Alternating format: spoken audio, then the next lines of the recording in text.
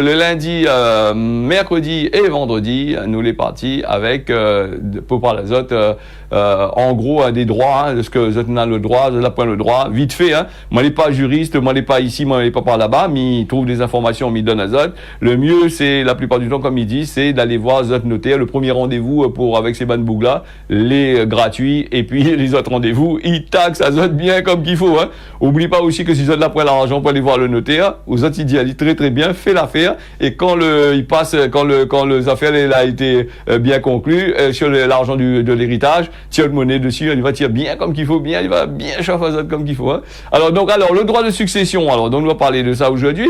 Le droit de succession en France, ça veut dire que c'est un ensemble de règles juridiques qui encadrent la transmission du patrimoine d'une personne, ses biens, ses dettes, après son décès, un processus qui vise à organiser le transfert de l'héritage aux héritiers, que vous êtes désignés par la loi ou par testament. Donc, et là-dedans, il faut pas confondre le droit de succession avec les droits de succession. Alors, ces impôts, c'est ces bonnes impôts que les héritiers, ils doivent payer à l'État la part de la succession.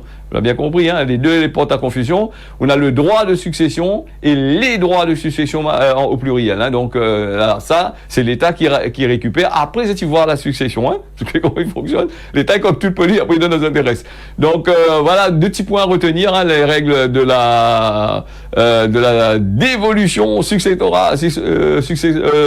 Donc là aussi, on a des héritiers légaux. La loi établit un ordre de priorité entre les héritiers et en règle générale les enfants et les autres descendants, les premiers, ça c'est les premiers héritiers. S'il de faire la pointe de marmaille, tout ça, la succession, il doit revenir à ses parents, ses frères et sœurs, ses oncles, ses tantes, tout ça là, etc.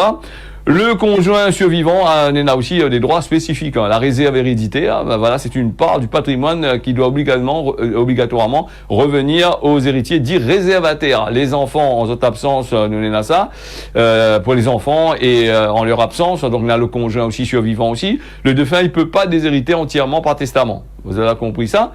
On a aussi la quotité disponible, c'est une partie qui reste du patrimoine qui peut être léguée librement par testament à qui le défunt souhaite. Si le machin, quand il part, vous avez la part, on a deux parts par exemple entre boug et femme, et sur la part du moment par exemple où on a la part de ses enfants, on a une part aussi pollue. Cette part que les pollues là, il a le droit de donner à qui il veut, faire ce que lui veut, donner, faire des legs, tous ces trucs comme ça, mais on va en parler à zot.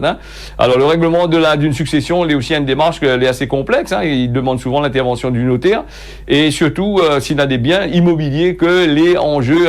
Donc tout ça là, le notaire est chargé de faire un acte de notoriété qui identifie les héritiers, dresser l'inventaire du patrimoine actif et passif et publier des actes nécessaires pour répartir les biens entre les héritiers. Donc on a aussi le calcul des droits de succession, tout ça là vient là-dessus. On a le montant des droits de succession, il dépend de plusieurs facteurs. Le lien parenté, plus que le lien est proche entre le marmaille et le parent, donc plus les abattements les importants, plus le taux d'imposition les faibles, les conjoints partenaires, tout ça là, les exonérés de ça, le droit de succession. Et puis on a l'abattement aussi, c'est une somme déduite de la part de l'héritier avant de calculer l'impôt.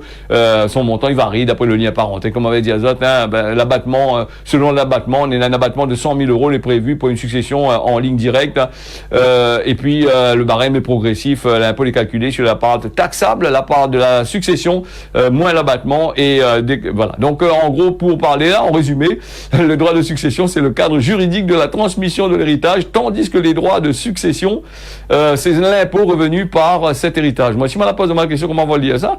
Mais c'est vrai, on a le droit de succession, on a un droit de succession, et puis on a les droits de succession que les bonnes impôts, on a besoin de coq ou bien donner comme qu'il faut là-dessus. Voilà pour ce qui concerne ça. Et m'y rappelle à Zot, pour plus de renseignements, il vaut mieux aller voir Zot Notaire. Voilà, ou Zot l'huissier de justice. Voilà, le premier rendez-vous, les gratuits et les autres, mettre la main à la poche, il faut payer.